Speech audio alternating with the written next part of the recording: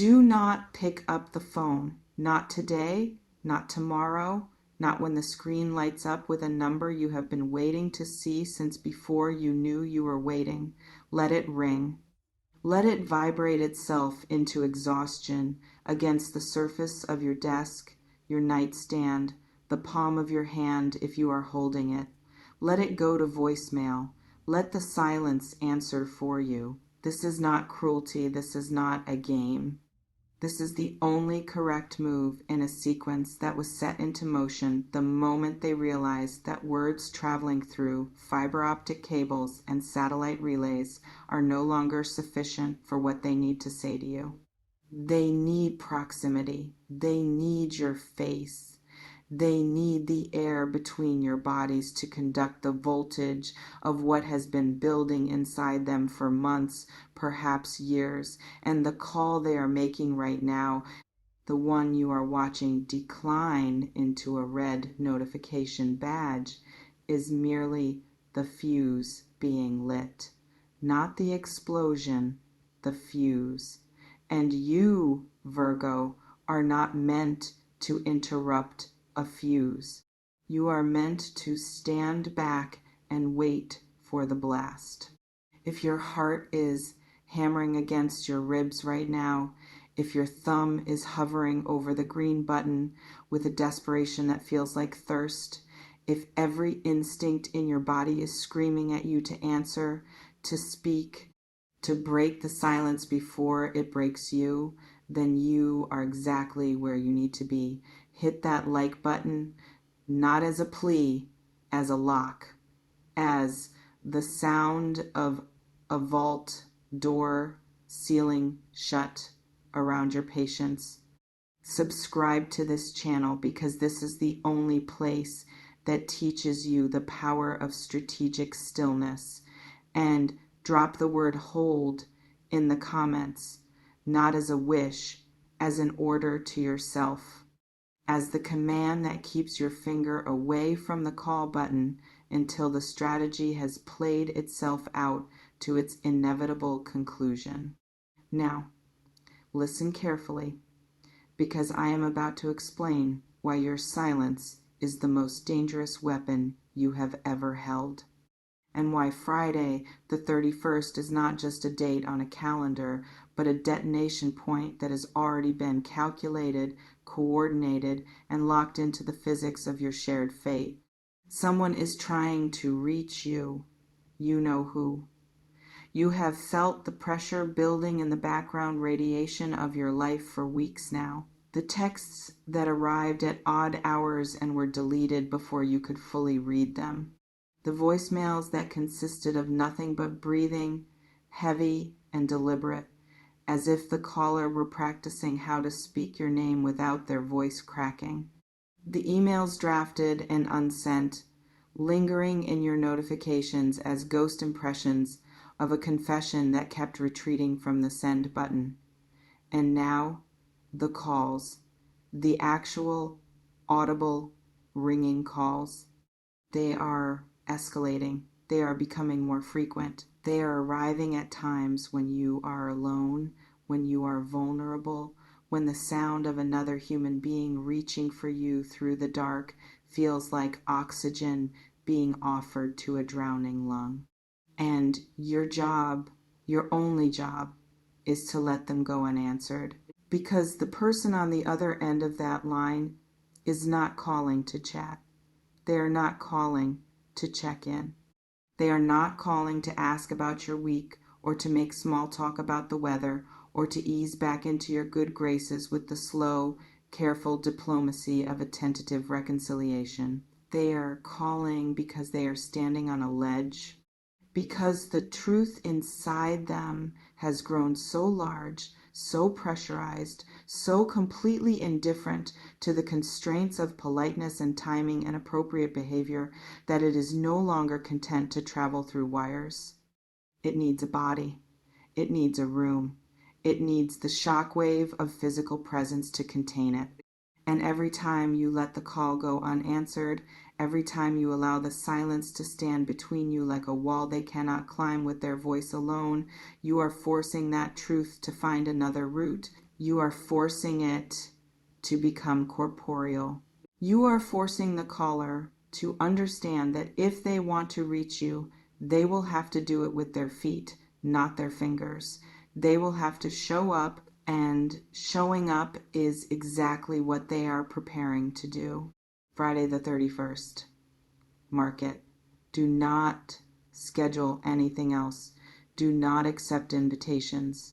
Do not make yourself available for the ordinary distractions that usually fill your Fridays with noise and obligation and the comfortable anesthesia of busyness. Clear the deck. Empty the calendar. Prepare your body as if you were expecting a weather event, because that is precisely what is coming. A weather event of the heart, a front of feeling so dense, so saturated, so electrically charged that it will alter the barometric pressure of whatever room you are standing in when it arrives. The blast is not metaphorical. It will have physical symptoms. Your ears will pop, your vision will narrow, your hands will tingle with the sudden, overwhelming knowledge that something irrevocable is about to happen. And the only way to survive it, the only way to receive it without being knocked flat by the force of its impact, is to have spent the preceding days in absolute, unwavering, tactical quiet. Let me tell you what they have been doing while you have been practicing your silence. They have not been sleeping. Not really. They have been lying in beds that feel like operating tables, staring at ceilings that have become maps of every conversation they should have had with you and did not. They have been replaying the last time they saw you with the obsessive precision of a forensic analyst, cataloging every micro expression, every shift in posture, every word that landed with a thud, and every silence that landed heavier. They have been trying to pinpoint the exact moment when you stopped waiting for them to get it together. The exact moment when your patience, which had always been so vast, so generous, so seemingly infinite, finally reached its boundary and turned into something else. Not anger, not coldness, something worse, indifference. The kind of indifference that does not slam doors but simply stops leaving them unlocked. The kind of indifference that does not announce itself but simply removes the welcome mat and turns down the light. And they saw it. They felt it. The last time they were in your presence, or the last time they reached out and felt the temperature of your response drop by exactly the degree that separates familiarity from formality, they understood. They understood that they had been operating under a delusion, the delusion that your silence was a pause, that your distance was a mood, that your unavailability was a test they could eventually pass with the right combination of words and timing. They thought they could solve you from a distance. They thought they could send the correct sequence of messages, make the correct number of appearances, offer the correct ratio of apology to promise, and eventually the system would unlock and you would be accessible again. But you are not a system. You are not a puzzle. You are a person who has finally, completely, and without drama, withdrawn your energy from someone who did not know how to value it. And the withdrawal has triggered a panic in them so profound that it has short-circuited their entire operating system. They are no longer trying to win you back. That phase is over. That language is too small for what is happening inside them now. They are not trying to win. They are trying to survive. The realization that they have lost you, truly lost you, not to another person or to a dramatic conflict or to a clear, resolvable misunderstanding, but to the slow erosion of their own inattention, has detonated something in their core. They have looked at their life without you in it, and they have found it unlivable. Not sad, not disappointing, unlivable. The rooms are wrong. The food tastes like ash.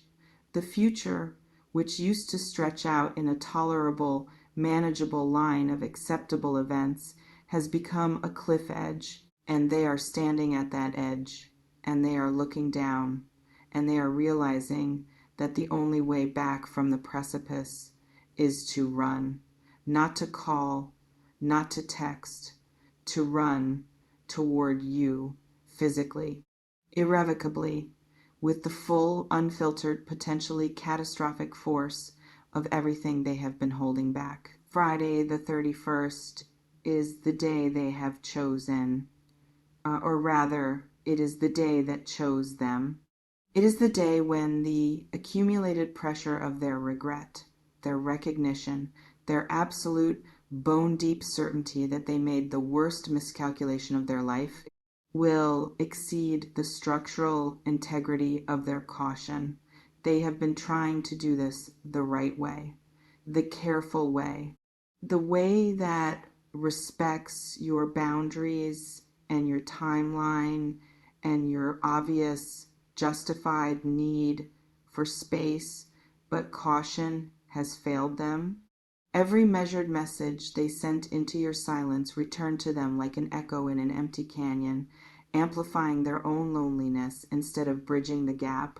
Every attempt to be reasonable, to be patient, to be the person you might slowly learn to trust again has only proven that slow is not going to work, that you are not slowly coming around, that your silence is not a phase but a final verdict, and they cannot accept that verdict. They will not accept it. They are going to appeal it in person with their body, their voice, their tears, their truth, and they are going to do it on Friday because waiting one more day is no longer an option. Their heart can survive. You need to understand the exact composition of the blast that is coming because it is not anger. It is not a tantrum. It is not the dramatic, self-indulgent explosion of someone who wants to make a scene and then retreat back to their old life unchanged. This is a controlled detonation. They have spent the days leading up to Friday preparing, not preparing what to say. Words have failed them too many times. They have been preparing what to be. They have been stripping away every layer of performance, every social costume, every defensive mechanism that used to keep them safe but kept you at arm's length. They have been practicing a kind of nakedness that terrifies them. The nakedness of showing up without a plan, without a script, without the careful, calculated persona that used to navigate the world on their behalf. They are going to stand in front of you on Friday as a raw nerve, as a walking, breathing, trembling admission of total defeat. And the defeat is not a defeat of their worth. It is a defeat of their pride. It is a surrender, a complete, unconditional, white flag waving surrender to the fact that they need you more than they need their dignity, their reputation, their carefully maintained image of someone who has it all together. They are going to arrive disheveled, not in a costume, not in the armor of an outfit designed to impress you. They are going to look like someone who has been traveling for a very long time through very difficult terrain, because they have been. The terrain of their own denial, the terrain of their own fear, the terrain of every excuse they ever made for why they could not be fully present, fully committed, fully yours. They have crossed that terrain at a sprint, and it has left marks on them. Their eyes will be red from lack of sleep. Their hands will shake. Their voice will be rough from the hours of rehearsing and deleting, until they finally realized that the only honest thing they could say was the thing they had been trying not to say, the thing that is too big for a phone call, the thing that requires your actual face as its witness. And what is that thing? It is not a question. It is not a request. It is not a negotiation or a proposition or a carefully worded appeal for a second chance. It is a statement of fact, delivered with the gravity of someone who has finally understood that the truth does not need to be wrapped in pretty paper to be valuable. They are going to tell you that they love you. But those 3 words, which have been spoken between humans so many times that they have been worn smooth like stones in a river, will sound different coming from them on Friday. They will sound like a confession and a verdict and a prayer all at once.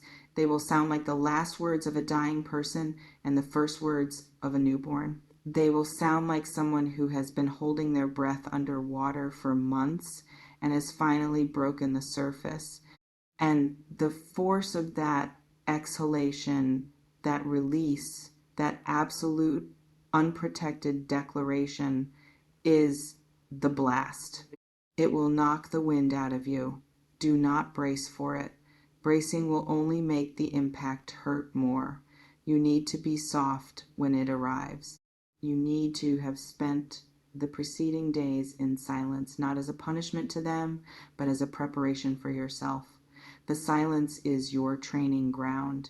It is where you practice receiving without deflecting. It is where you teach your nervous system that it is safe to be surprised. It is where you remind your heart, which has been repairing itself in the quiet, that it is strong enough now to withstand the full force of someone else's truth without breaking. You have been using the silence to heal, Virgo. Do not let anyone tell you that your unavailability has been cruel. It has been medicinal. You needed the space to remember who you are without the static of their hesitation interfering with your signal. You needed the quiet to hear your own thoughts clearly, to sort through the debris of what happened, to separate the parts that were your responsibility from the parts that were theirs, and to arrive at a place of such solid, unshakable self-knowledge that no amount of someone else's urgency could destabilize you. And you have arrived. You are there. You are standing on ground that you have rebuilt with your own 2 hands, and it is solid. It can hold you. It can hold both of you if you decide that is what you want. But the decision has to be yours, and the silence has ensured that it will be. When they arrive on Friday, they're going to find you changed, not performatively changed, not changed in the way that people change to make a point or to win a game. You are going to be calmer, steadier, more rooted in your own presence than they have ever seen you. And that rootedness is going to terrify them almost as much as it attracts them, because they are coming to you in a state of total chaos. They are coming unraveled, unspooled, stripped of every pretense, and they are going to find you assembled, collected, not cold, but cool, not distant, but deep. You are going to look like the only still point in a world that has been shaking them for days. And the contrast between their chaos and your calm is going to create a magnetic field so powerful that neither of you will be able to look away. Do not speak first. That is the most important instruction I can give you for Friday. Let them detonate. Let them say everything. Let them unload the full weight of their confession, their regret, their plan, their promise, their absolute and total reorientation toward a future that has you in its center. Let them finish. Let them exhaust themselves against the wall of your patience. Let them cry if they need to cry. Let them rage if they need to rage. Let them kneel if the gravity of the moment literally brings them to their knees. Your job is not to rescue them from the discomfort of their own truth. Your job is to witness it, to let it happen, to let the blast expend its energy in your presence without you trying to manage it, soften it, or redirect it into something more comfortable for both of you. And when they are finished, when the last word has fallen from their lips and the silence returns, that is when you speak, not before. The power of Friday lies in the sequence. They speak first. They spend themselves completely. And then, and only then, do you open your mouth. Your words, when they come, will carry twice the weight because of the vacuum that precedes them. Every syllable will land like a decree, because you will have heard them fully. You will have let them empty their arsenal, and your response, whatever it is, will be the only thing left standing in the field.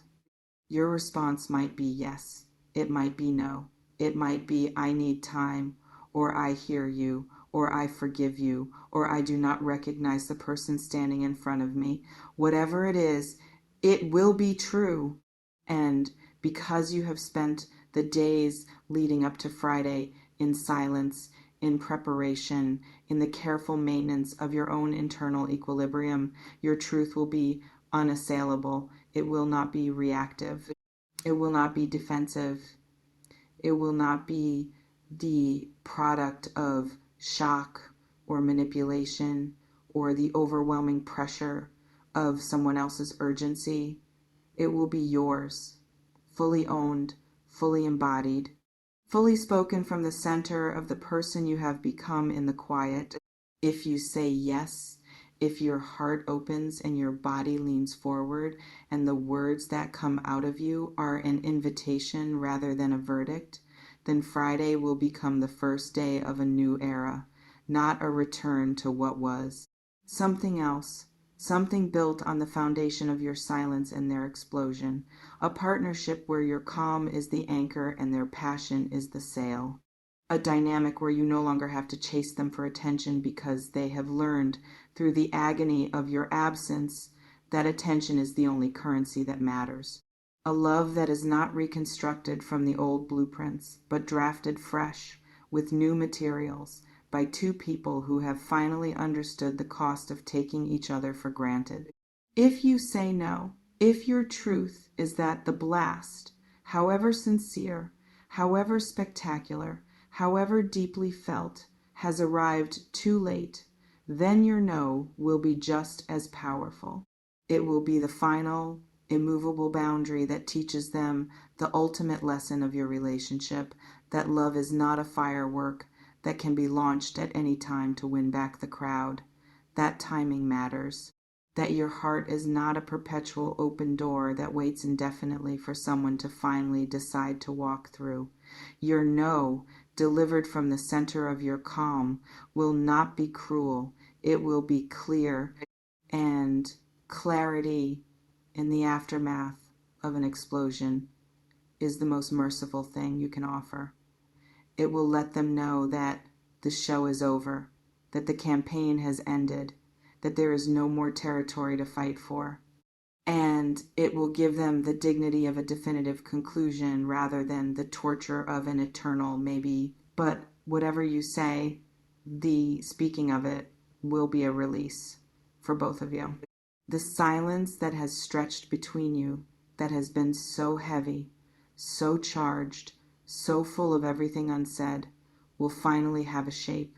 The energy will discharge, the air will clear, and you will both be able to breathe again, either together or separately, but finally, truly, without the suffocating pressure of the unspoken.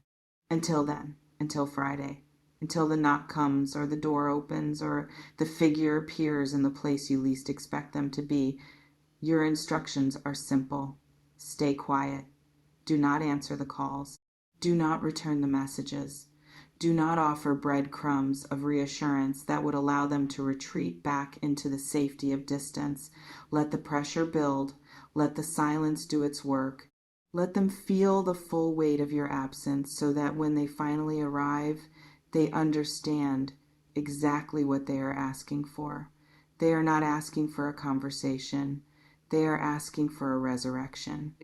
And resurrections require death.